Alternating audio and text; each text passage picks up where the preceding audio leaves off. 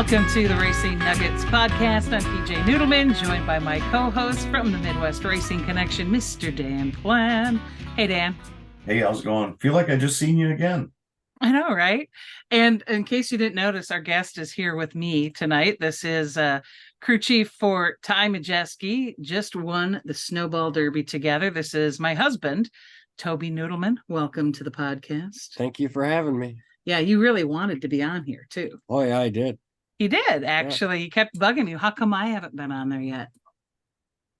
Well, here you are. Well, I know. Finally. What kind of stipulations were there for you to get him on the show, though? Well, we can't discuss that.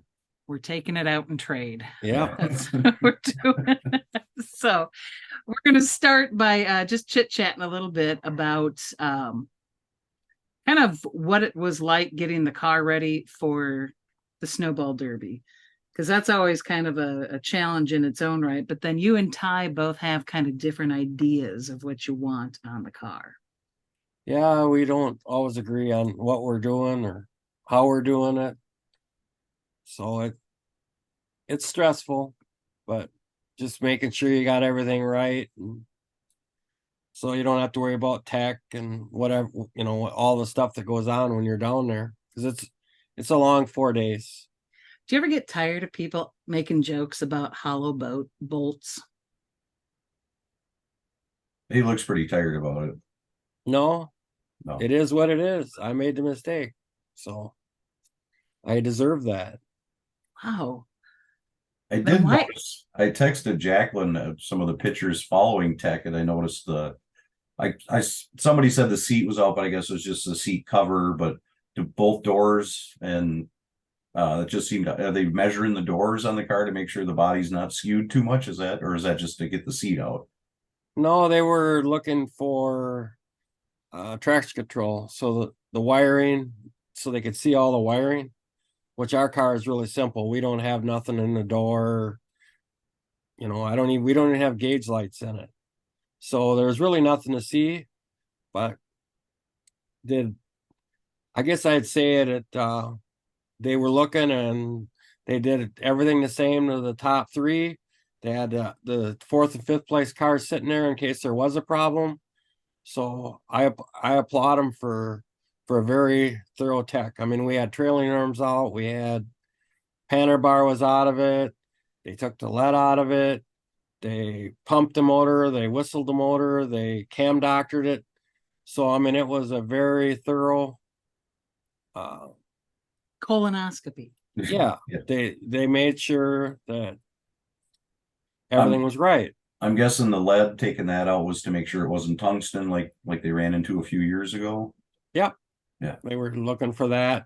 And then they have a rule where I think it's 4 sides have to have numbers on them. You can't just put a number on it anymore. Oh. It all has to be numbered and painted. And they want to make sure that I mean, we've had all that checked before. We used to put somebody else's number on our lead. Yeah, well, you can't get away with that anymore. I mean, some cars, all our lead is in the open. Some cars, they have they have weight tubes. It's like you just froze up. Area than it used to be, like back in the 70s, 80s, 90s. I don't know if I'd say harder. I mean, it's definitely different. How you got to approach stuff. I mean, the body stuff on Thursday was pretty strict. Say more about that. Well, I guess if I had to nitpick, they wouldn't let you work on it in the line. So now if you were off, now you got to go back and then go through everything again. Wait till everybody went through and then go through the line again. We actually had to go through 3 times, and one of them was for about 3/16 of an inch. And I could have gone under there, moved it, no problem. But because everything, when you practice and everything changes. Your heights change a little bit, the tire sizes change a little bit, and all that affects some of your body heights. So now, I mean, you got to be sure that that the stuff is right when you go through. I mean, it isn't just weighing it. They have height rules. The frames are 4 inches, and some of that stuff they haven't checked all year. Well, this time they checked it, which not a problem. It's just stressful trying to, because there again, you change one thing and now something else changes. Like the doors, Ricky, he checks his doors. The 5-star rule is 33 inches at the back of the door. Well, he got sick of everybody being low, so he just went 32.5, which it's fine.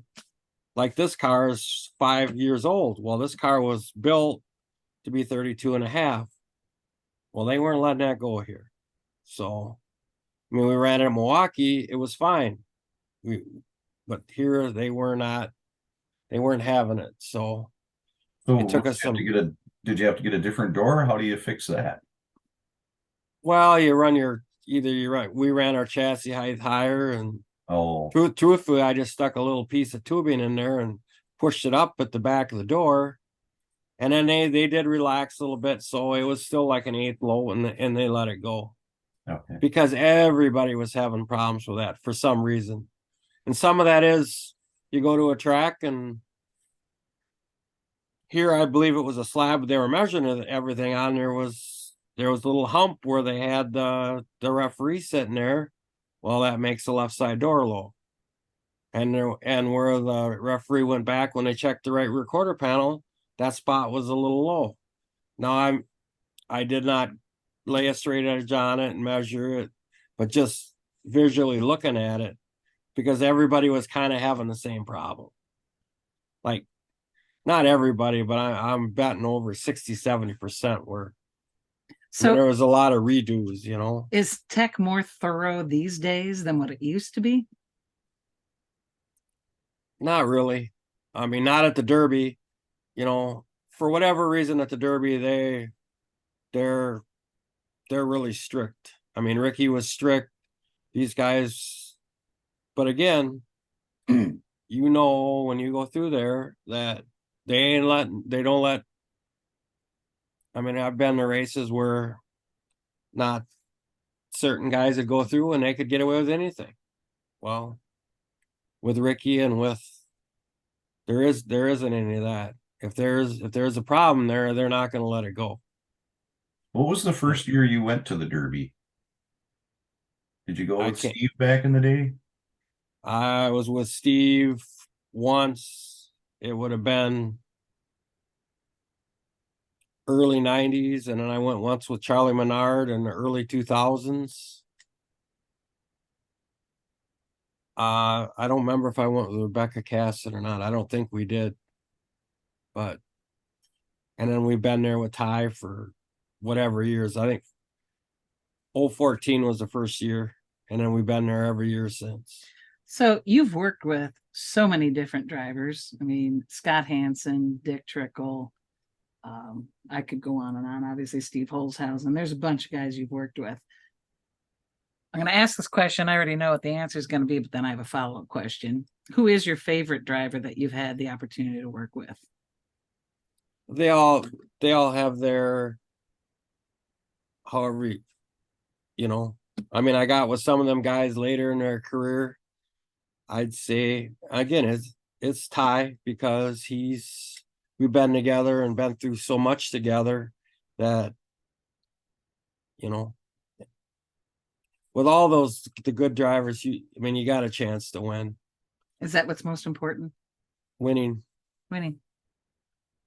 I have had chances to work with other young drivers, but I mean, Ty, and the group of people we have, our core group, Chris and Craig, and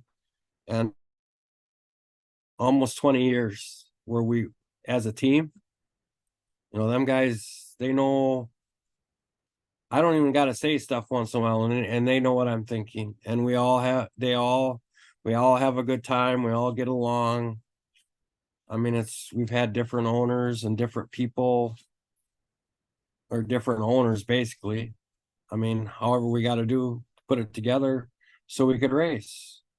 Well, you've won a lot with a lot of different drivers. What is the funniest story after a huge victory with any driver that still makes you After or before? Either or. Well, I can tell you, Scott Hansen, he was probably the most colorful. We were at Kakana one time. We went there for a weekly show race to race the Dixieland, at that time, the Dixieland 250. And we went there and we were terrible. We couldn't even keep up with the slow cars. So I got home and I'm looking at the motor, and it was an old motor. We called it Dino. It leaked out of every orifice. I mean, it was bad. But that's all we had. So I pulled the heads off and took them back to Wagner, and the intake runners were really big. So they had epoxy in the intake runners. Well, the epoxy started coming loose. So I peeled epoxy out of the 2 or 3 cylinders that it was coming loose and put her back together, and we went to the Dixieland. We went there.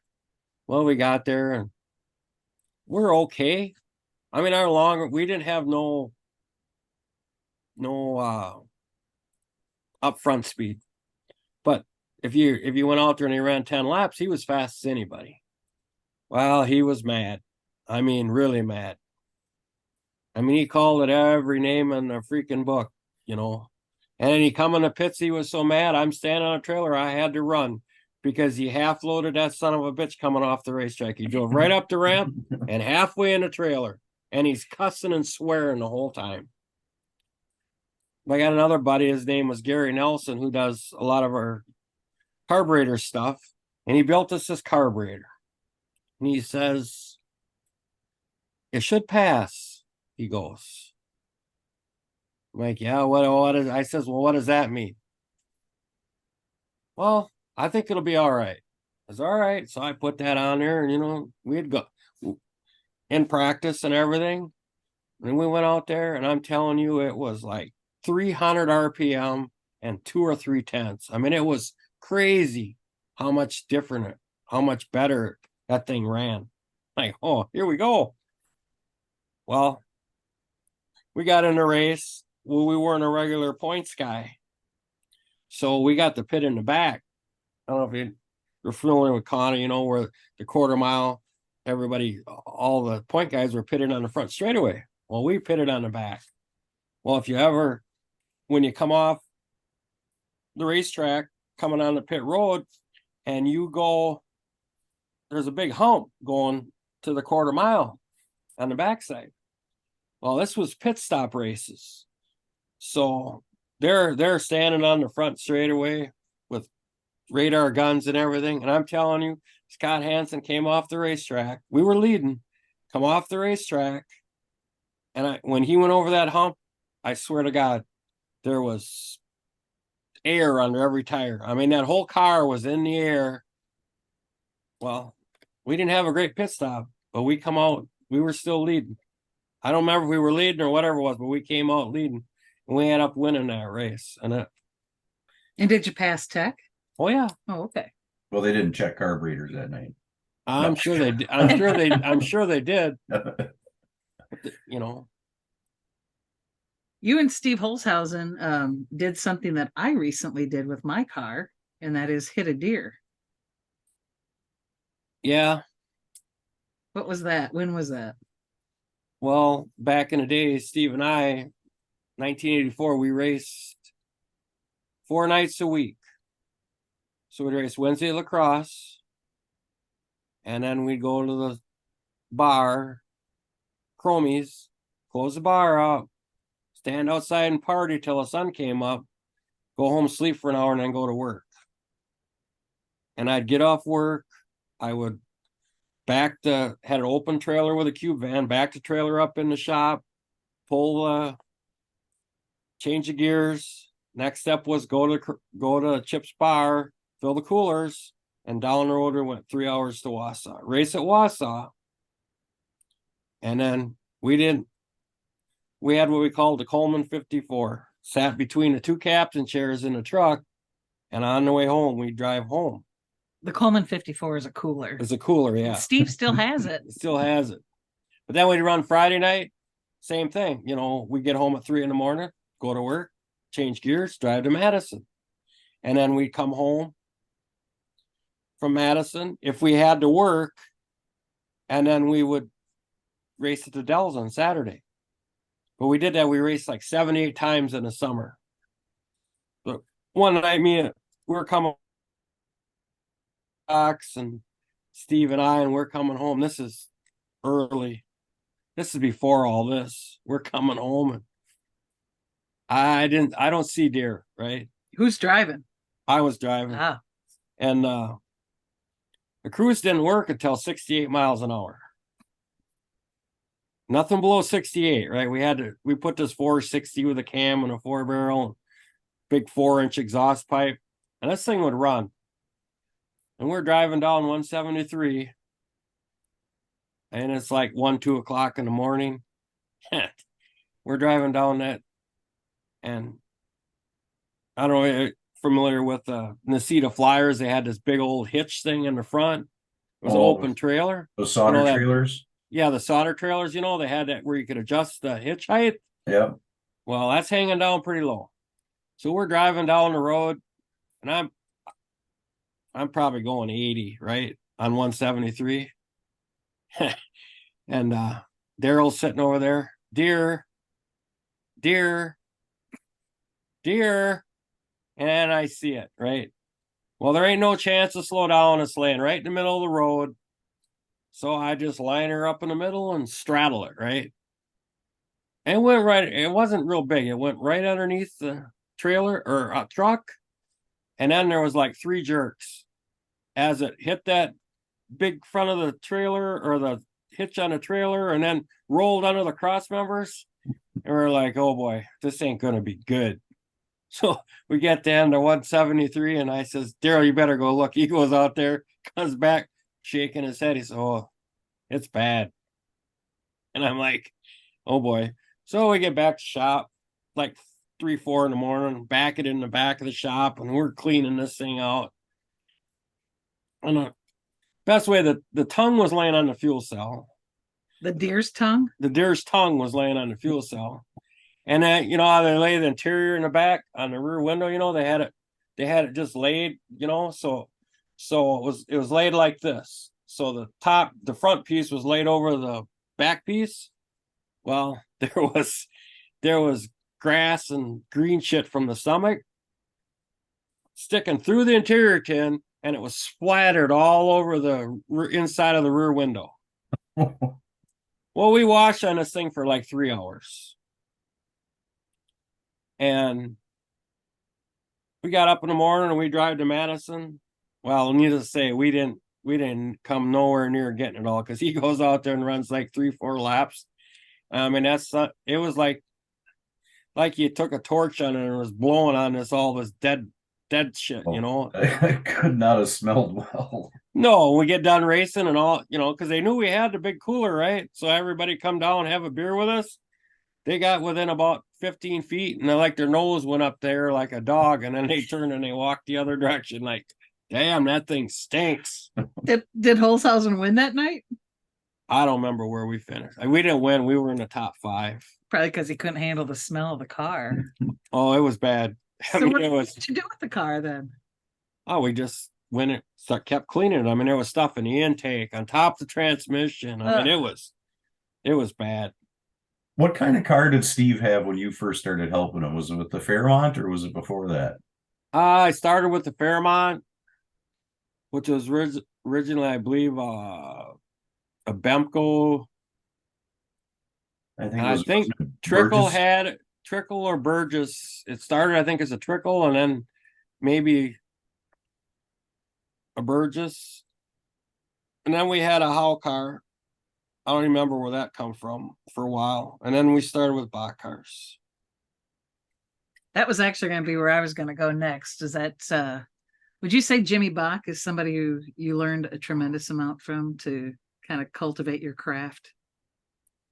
We learned a pile of Jimmy, Les, Gary, Barry, he got killed in a snowmobile accident. But them guys, I mean, when we started doing that, they'd work on stuff and they would call us up, hey, we got this stuff for you to try, and we'd go up there on a day and they'd cut our car up and we'd redo it. And I mean, we'd go to the year and that 84, we go to Wausau. We'd run all 4 nights on 6 tires while we take turns buying tires, us and Jimmy. And then we qualified on, and then we had bets to see who could out qualify the other one. Mm-hmm. But you couldn't get away with all the stuff we pulled back then. Yeah. I mean, not just pulled, but got away with, Well, when you first got into running around to races with Steve Holzhausen, I mean, you guys actually started with snowmobiles, right? Yeah, I knew Steve. I knew of him. He had motoskis. I had a couple of Polarises, and I figured out real early that I couldn't drive worth a shit. It didn't matter what I was driving. It was not good. And Steve, he couldn't keep them things together to save his ass. And we actually, I didn't drink a whole lot before I got hooked up with him. And then we started going around. We had my snowmobiles. We used my snowmobiles, and he flipped out on the lake. I mean, we do cross country. We do barnyard drag races and oval races and whatever we could find, playing around with that. But then we got done. Did he paint his snowmobiles purple too? No. We didn't have none of that. But we the first race, and he don't remember it. He was going racing. I believe it was the Dells. And I was good enough to go snowmobiling with him, but he really didn't want me going racing with him to start with. So he told me the wrong time, and then they left without me. But I got in my car and I drove down there anyway. So he figured out that he was pretty much stuck with me at that point because I was going. And once I got down and started working on him, man, I was hooked bad. So did you work on Kevin's cars much when he first started out?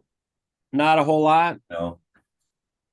My brother, he started out his first laps around La Crosse were in a bicycle.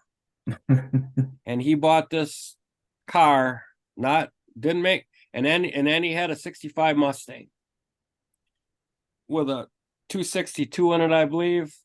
And he was going to spectator drag that. Well, he sat on the line, stood on the gas, and the distributor shaft twisted off. Well, that was done. Well, then he bought a 65 Chevelle from Malmushing. And he's doing this little garage in the shop. Dad was not happy at the start, when he first started, because he wasn't doing what he was supposed to be doing. He was always working on that damn race car, right? Well, he goes down to La Crosse, races. It flips the fan belt. And I mean, he overheated that thing so bad. Well, it must have broke pistons or rings or something. Well, he'd run like 3-4 laps and it started blowing oil out the breather.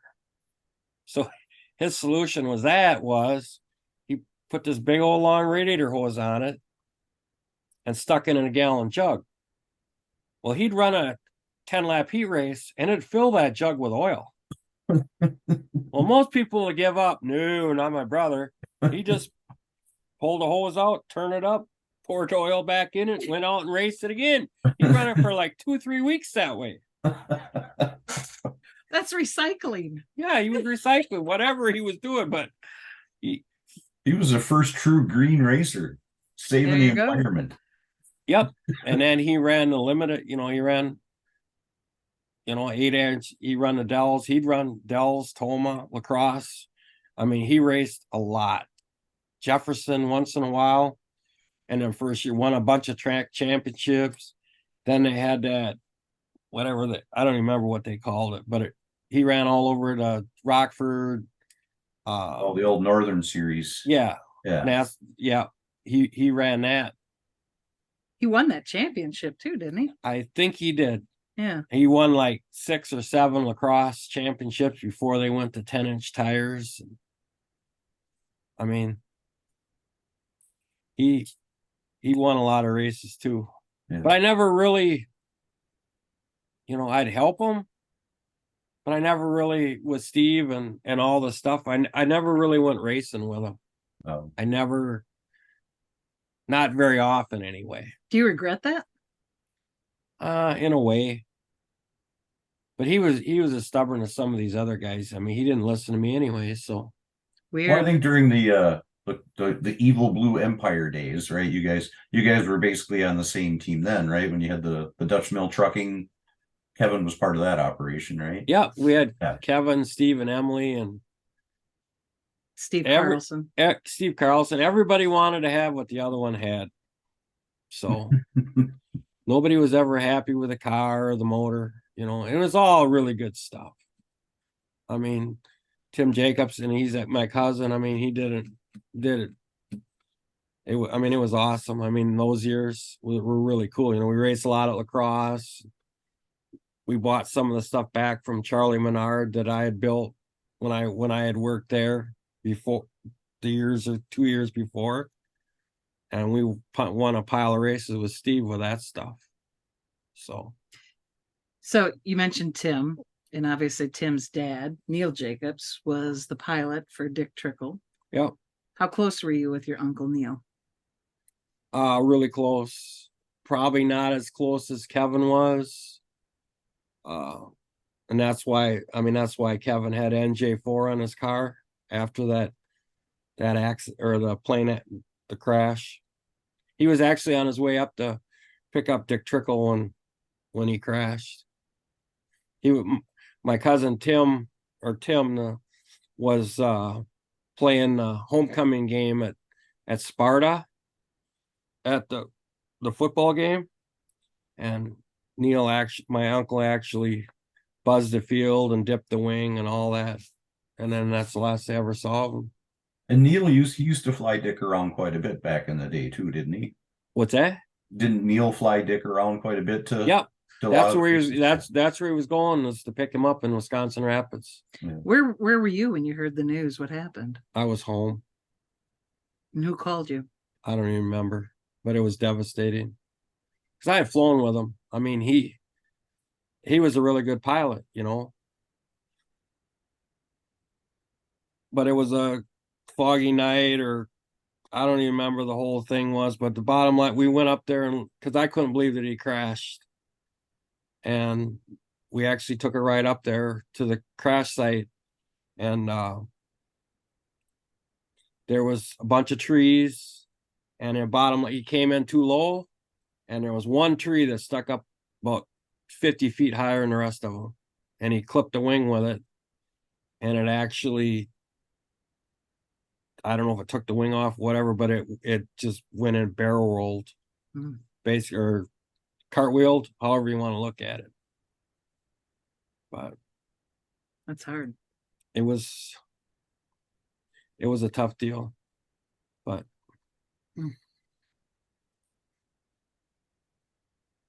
I forgot about all that stuff now. That's a long time ago. But Neil is actually a mailman. He drove around his old 4-cylinder Mercedes. Always had a pipe. He actually, when we were younger, he was my dad's hired man. He lived in our other house. So should probably mention to people that you guys grew up farming. And that's kind of been a running joke whenever you have a car that's waxing the field, which has been known to happen on occasion, that it's just a pig farmer building race cars. Yeah. Do you take that as a compliment, or is that an insult? I take it as a compliment. People look at what we have, with our race team. We're blessed to have incredible people, and through the years, incredible owners. I mean, we have 4 cars, but they're all owned by somebody. They're all owned by 4 different people. and those people let us use them. And then all we have to do is we return them in the shape that they're in, you know. I personally, I got some skin on one of them, but other than that, I mean, the bottom line is we just want to race. And I go back to Brad Mansed when we started, we didn't have a truck trailer. It was a dream where we were going to build a car. Ty was young. We got hooked up with him through Mark Krause, who Ty was helping Derek with his go-karts. And Mark says, you got to take a look at this kid.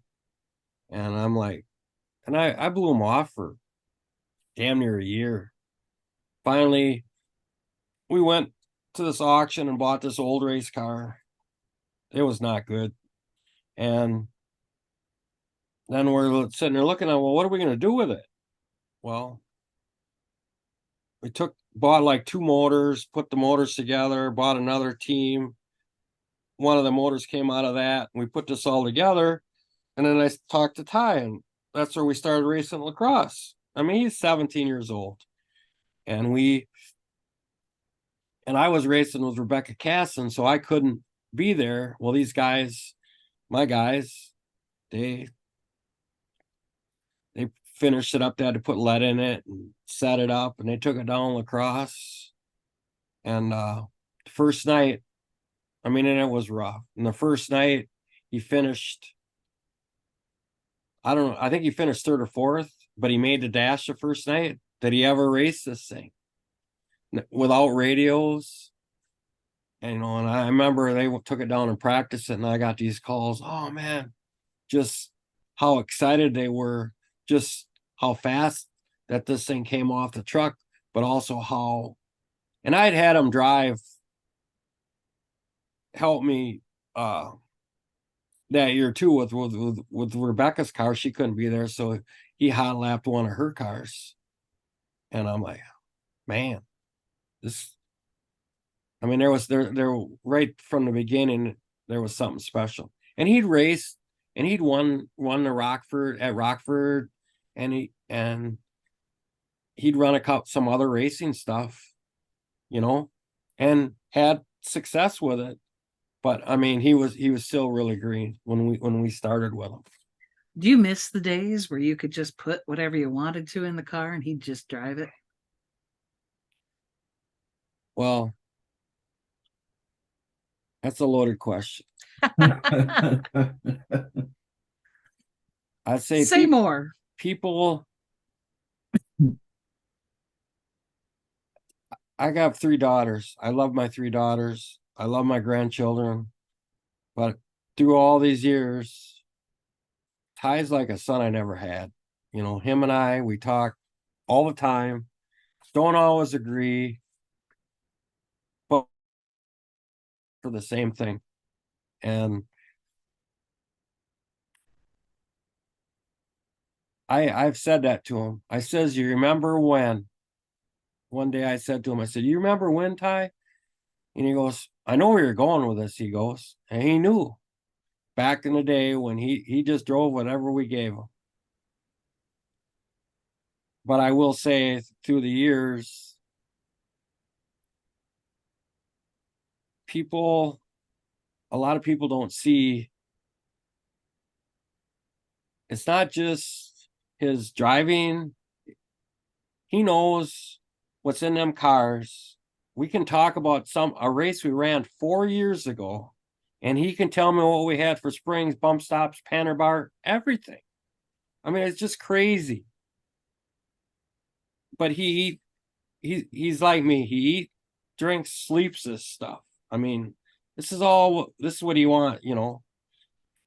We go to Winchester this year, and I was kind of mad they didn't want to use my car. I was kind of hurt in one way, but on the other hand, we Mike Hind and Michael Hind, who are great people, Chris Cater, they offered us to use their race car. And this car was actually one that the last car that KBM built for Kyle Busch was a car that we were racing. And the motor that we were running was a better motor, and they let us have it. I mean, we went to the racetrack, they took the car and they rolled it over to our pit, handed us a couple parts, and said, whatever you need, you can have it. If we have it, you can have it. So we go there. He did watched a bunch of races and studied on it and everything. And I talked to people and they're like, well, if there's a place that he's going to struggle, would be, the Winchesters. It's badass. I mean, it's a big half mile and you drive around there in 15 seconds. It's fast. I mean, Pensacola's fast. It's over a second faster than Pensacola. And banking, you got to run right up next to the wall. He got anything, and on lap 3 or 4, you'd have thought he'd run thousands of laps there. I mean, he's right up next to the wall, running. I mean, we're like second or third on the speed chart, and he never turned a lap on it before. I mean, it's just crazy. I liked how I think the Hind crew was one of the first ones to help you guys out in Nashville too after that restart debacle there. Yeah, we don't want to talk about that, but yeah, I mean, the team was over there helping out. But there was like 3-4 of them guys were over there. There was like Anthony Campy stealing parts off his wrecked race car, and Fred Nason was there, and Butch Van Dorn. I mean, there was 5-6 different teams where they're helping us put that thing to get back together so we could get back on the racetrack. I mean, it was so cool. It's more like you don't see that a lot anymore. I haven't seen it. Yeah, I'm not old enough to have remembered watching Benny Parsons win his Cup championship, but I hear the stories about how he wrecked and everybody borrowed him parts to get back out on the track. And as I'm watching that on the stream, I'm seeing those 2 wounded cars and everybody working on them to try to get back out there to win the championship. So that's something that'll be, historical 20 years from now, how that first championship was won with a car that got destroyed and put back together.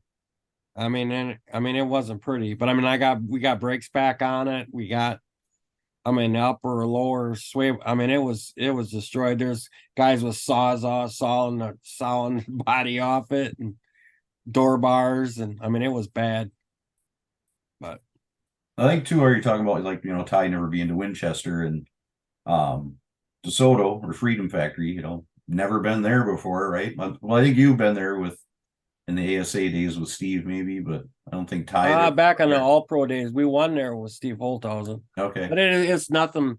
The track is nothing now. Like there's patches. I mean, that place was rough. That was one of the things I noticed, like right away in practice on Friday. Everybody's bottoming out on going to 3 and listening to you guys talk on the radio, and then come back out, and then by the second or third round, right up at the top of the charts. So we were the top of charts, but we were still killing the racetrack. I mean, we about wore the bottom of that thing out. Well, then I'm surprised too when I walked out there Saturday after it wasn't really that big of a bump, but it's more. It wasn't a bump. It wasn't a hole. It was more of a whoop. Like a whoop. It was a whoop. A whoop. That's what Ty calls it. Like where there's like a hump, and it's like the car come right off, and then it just hit the racetrack. Yeah. But we sat around like what we doing that night, and we talked about it. And we had this other set of shocks that he hates all the time, and we just come up with a plan to put them on it. And from then on, the thing was good, really good. I have to apologize for Jacqueline's condition following the races. I probably should have cut it off. So hopefully you and Chris and Craig don't hold that against me. He doesn't even know how tanked I was. No, I don't even know that one. I do know what the Derby. I did hear about the Derby. Yeah. The Derby was bad. I can't be blamed for that one. she got hooked up with Glenn and Chris Tilton. Oh man, she had a snootful. I was thirsty. Well, it had been a week since you were thirsty, I'm guessing. I know, right? Yeah. I let her rip. I was so nervous. That race was just nerve-wracking. The Snowball Derby. Oh my gosh. I mean, what was it? 8 laps side by side with Nassie. That was really cool. It was cool. It was a hell of a race.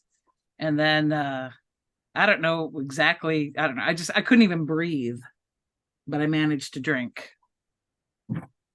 So Toby need a new pair of Toby, did you need a new pair of shoes from all the pacing after that race? Oh yeah. Yeah.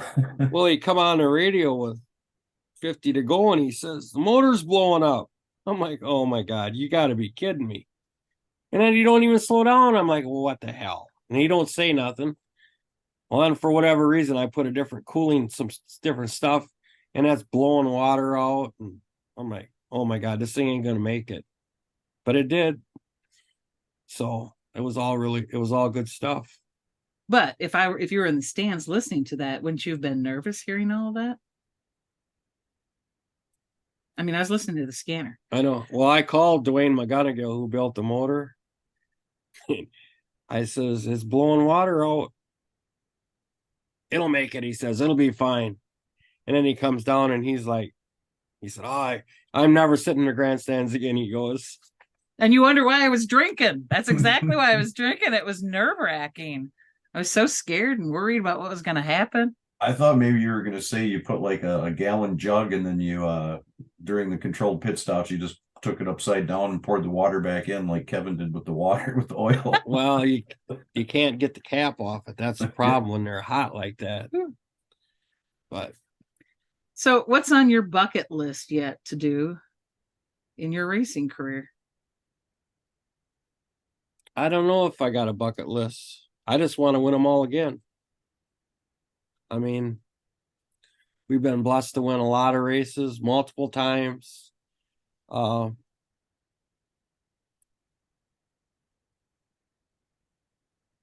getting old. So I just want to win all the time because you never know when it's going to be your last one. So you just keep going, you keep working, you keep trying to get stuff better. And there's still a feeling that you get at the start of the race that it's nerves, it's just a weird feeling. And it don't ever go away, no matter where. I don't care if it's a 35 lap race, it don't ever go away. And I live for it. It shows. Do you have anything scheduled to start off 2024? Any races that you're going to be at? We don't know. Like normally we'd go to the first Stars race, which he's got a truck race somewhere. And then the Rattler we did last year, we practiced and then he flew in and qualified. This year he's somewhere else, so he's not going to make it. So I don't even know if we're going to run them two. It might be Madison might be our first race.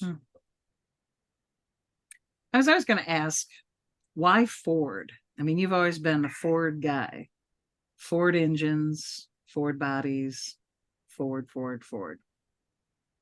That's just kind of me. When we started with Ty and before that with Rebecca, she had a Ford. Back in the ASA days, Scalzo was Ford. Steve Holzhausen was Ford.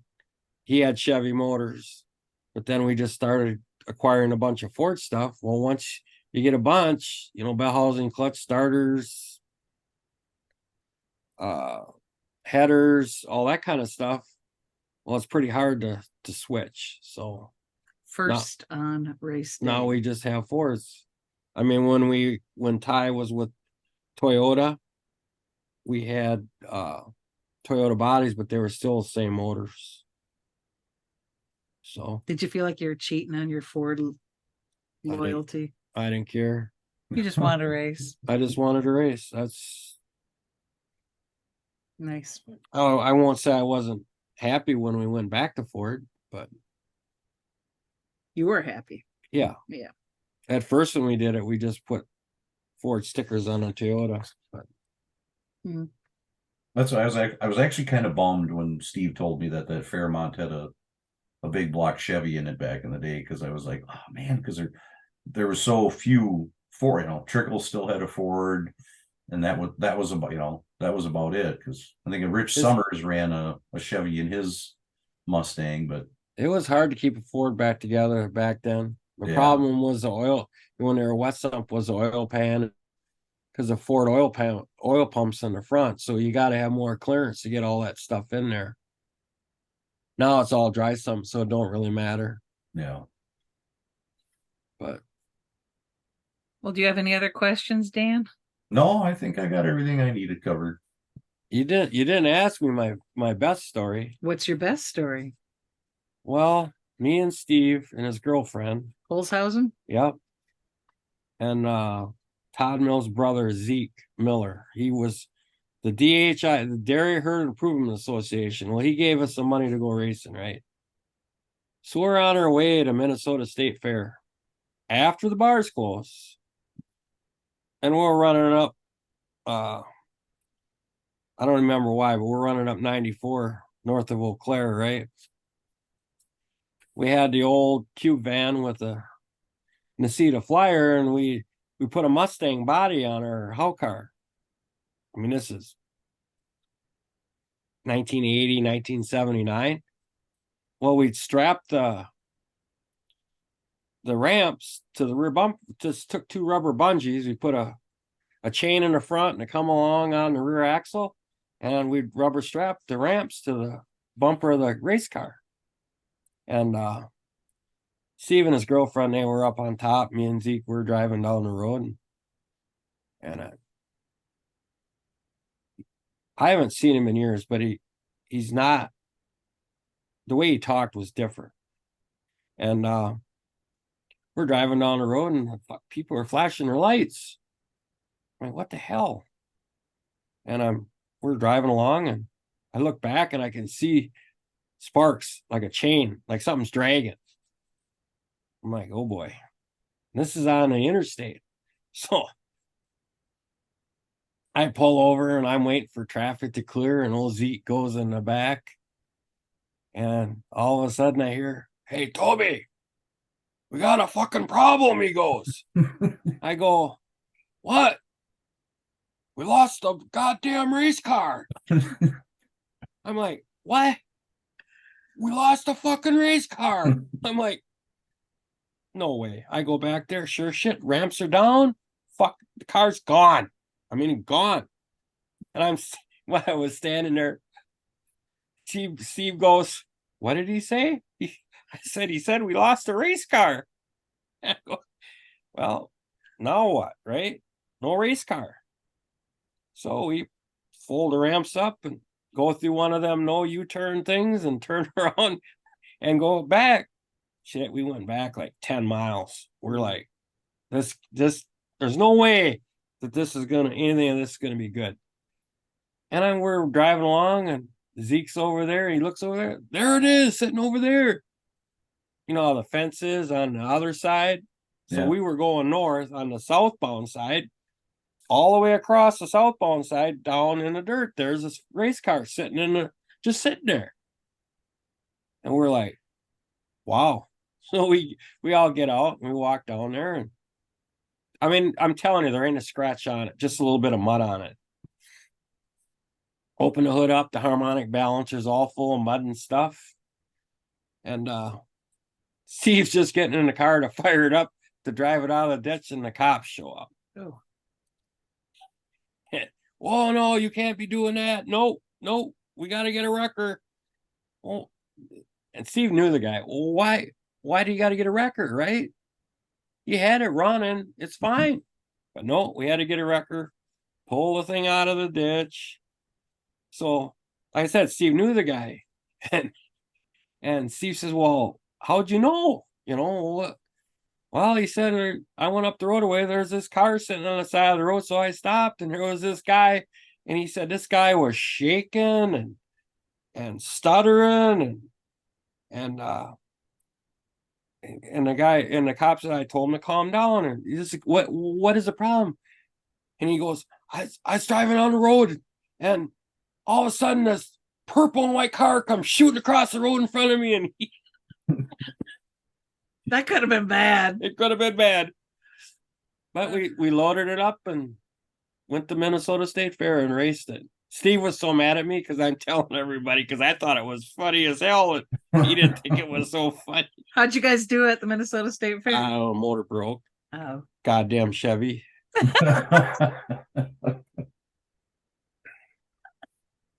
More stories? Got any more? I don't know. Back in the day, we did a lot of stuff, and I've been blessed to know a lot of incredible people and that have helped us through the years, from Steve on, and teams that I've worked for that have all helped. I mean, you take a little bit from everybody and you learn, and that's what's so cool about it. But awesome. Well, thanks for joining us on the Racing Nuggets podcast. Guess it pays that we're sleeping together. Yeah. That's what my buddy did ask me. He goes, how did Jacqueline get him on? Did she have to sleep with him? Well, you know what I told the one reporter?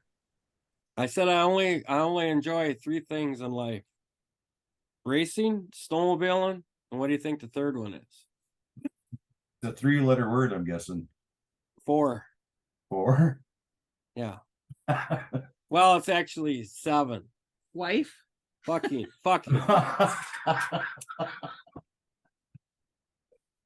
No, well, if she's got the intestinal fortitude to put that one on the podcast, but not necessarily in that order. You know what I'm saying? Thanks for joining us on the podcast. No problem. Glad to be here.